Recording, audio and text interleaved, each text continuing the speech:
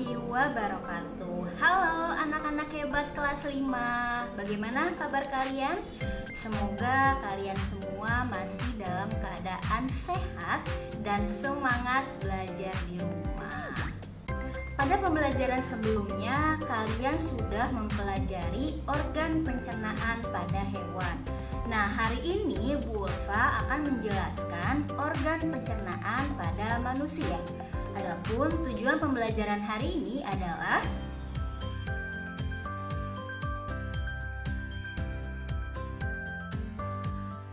apa sajakah organ pencernaan pada manusia? Yuk simak video berikut ini. Pertama, makanan masuk ke mulut. Mulut merupakan pintu gerbang ke sistem pencernaan. Sistem ini berfungsi memecah makanan menjadi beberapa bagian dengan tujuan mempermudah proses pencernaan. Di dalam mulut terdapat kelenjar ludah. Ludah sangat berguna karena bercampur dengan makanan dan bisa lebih menghancurkan makanan, sehingga lambung tidak perlu mencerna seluruh bongkahan makanan. Setelah dari mulut, makanan kita menuju kerongkongan. Kerongkongan adalah suatu saluran seperti tabung sepanjang 20 cm yang menghubungkan antara rongga mulut dengan lambung. Di dalam kerongkongan terjadi gerakan peristaltik, yaitu gerakan meremas yang dilakukan oleh dinding kerongkongan untuk membuat makanan terdorong masuk ke dalam lambung. Setelah dari kerongkongan, makanan masuk ke lambung. Lambung adalah bagian dari organ pencernaan manusia yang paling elastis. Lambung berbentuk seperti kantong dan terletak di dalam rongga perut sebelah kiri atas. Di dalam lambung, makanan mengalami pencernaan secara mekanis dan kimiawi. Pencernaan mekanis dilakukan oleh dinding lambung yang meremas dan mengaduk makanan. Pencernaan kimiawi dilakukan oleh getah lambung yang dihasilkan oleh kelenjar getah lambung. Getah lambung mengandung enzim pepsin, enzim renin, dan asam klorida. Enzim pepsin berfungsi untuk memecah protein menjadi pepton. Enzim renin berfungsi mengendapkan protein susu menjadi kasein. Asam klorida berfungsi untuk mengasamkan makanan dan membunuh kuman yang masuk bersama makanan. Setelah dari lambung, makanan pergi ke usus halus. Usus halus merupakan usus terpanjang dalam saluran pencernaan karena panjangnya 6-7 meter.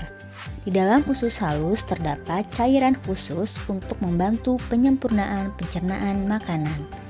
Usus halus terdiri dari 3 bagian, yaitu usus 12 jari, usus kosong, dan usus penyerapan. Usus 12 jari atau duodenum memiliki panjang sekitar 25 cm. Usus 12 jari mencerna makanan dengan bantuan getah pankreas dan getah empedu.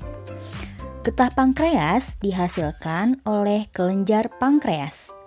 Getah pankreas mengandung enzim amilase yang berfungsi mengubah zat tepung atau amilum menjadi zat gula atau glukosa.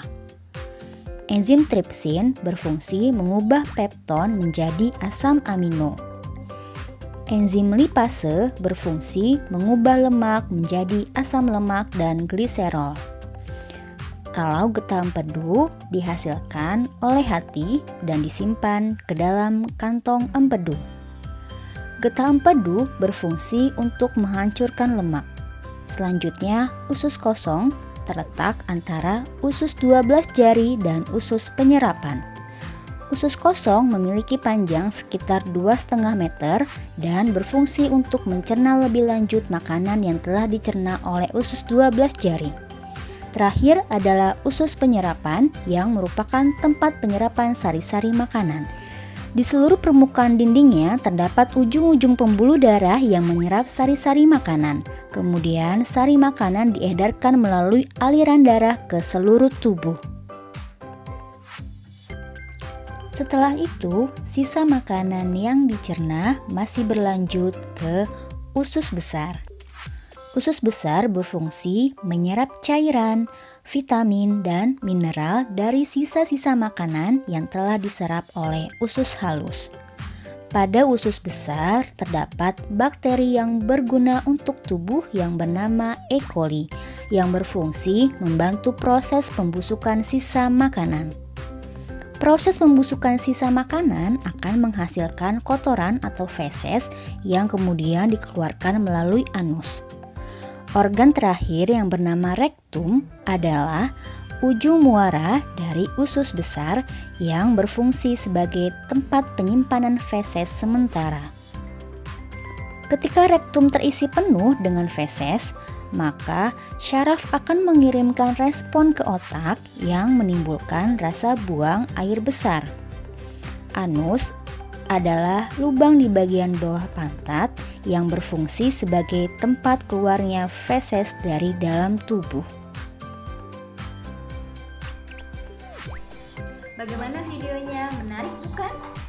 Nah, jadi kesimpulan pembelajaran kita hari ini adalah organ pencernaan pada manusia terdiri dari mulut, kerongkongan, lambung, usus halus, usus besar, dan anus. Sekian pembelajaran kita hari ini, semoga bermanfaat. Sampai bertemu di video selanjutnya. Wassalamualaikum warahmatullahi wabarakatuh.